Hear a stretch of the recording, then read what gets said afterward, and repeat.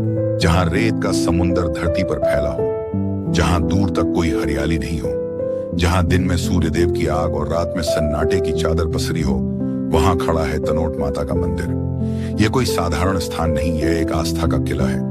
यह एक ऐसी शक्ति का स्थल है जिसने भारत की सीमा की रक्षा केवल दीवारों से नहीं बल्कि अपने दिव्य आशीर्वाद से की है।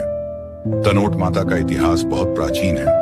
राजस्थान के भाटी राजपूत राजा तनुराव ने इस मंदिर की स्थापना की थी। माना जाता है कि मां तनोट हिंगलाज भवानी का ही एक रूप है, जो बलूचिस्तान की शक्तिपीठ मानी जाती है। जब राजा को कोई संतान नहीं हो रही थी तो उन्होंने घोर तपस्या की और देवी प्रकट हुई और उन्होंने राजा को संतान प्राप्ति का वरदान दिया।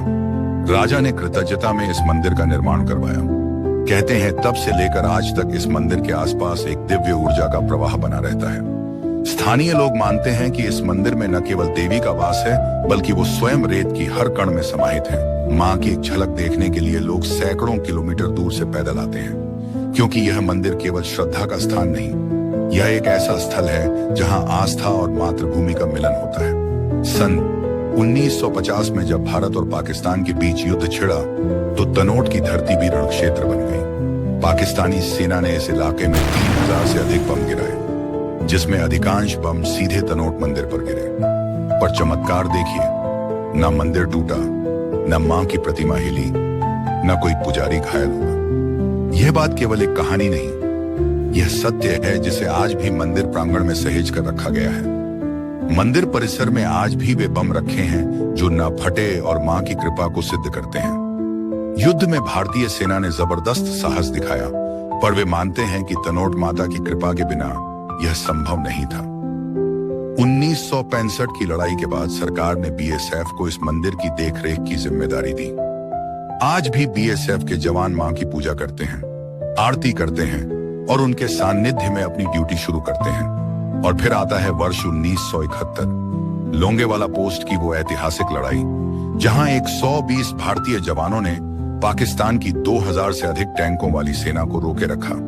ना रात का सहारा, न पर्याप्त हथियार, न समर्थन, सिर्फ आस्था, सिर्फ मातृभूमि से प्रेम, सिर्फ मां तनोट पर विश्वास।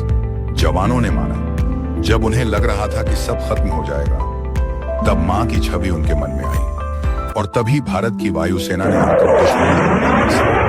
पाकिस्तानी सेना को पीछे हटना पड़ा।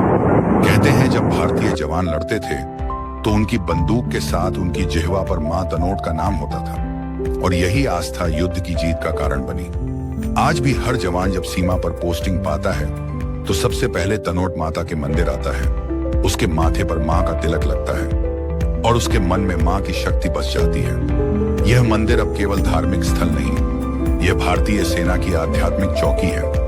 यह वह स्थल है जहां रणभूमि और श्रद्धा का संगम होता है। देश भूमि को गर्व है कि भारत मां की रक्षा करने वाली देवी खुद इस धरती पर विराजमान है, जहां सीमाएं नहीं टूटती, जहां दुश्मन की गोलियां रास्ता भूल जाती हैं, जहां सैनिक के हृदय में अडिग विश्वास और आंखों में मां तनोट का आशीर्वाद होता है। आज जब हम आजाद भारत की बात करते हैं तो हमें याद रखना होगा कि यह आजादी केवल संविधान से नहीं बल्कि उन अदृश्य शक्तियों से भी सुरक्षित है जो इस देश की सीमाओं पर पहरा देती हैं, जिनमें मां तनोट सर्वोपरि हैं। जय माता दी, जय हिंद।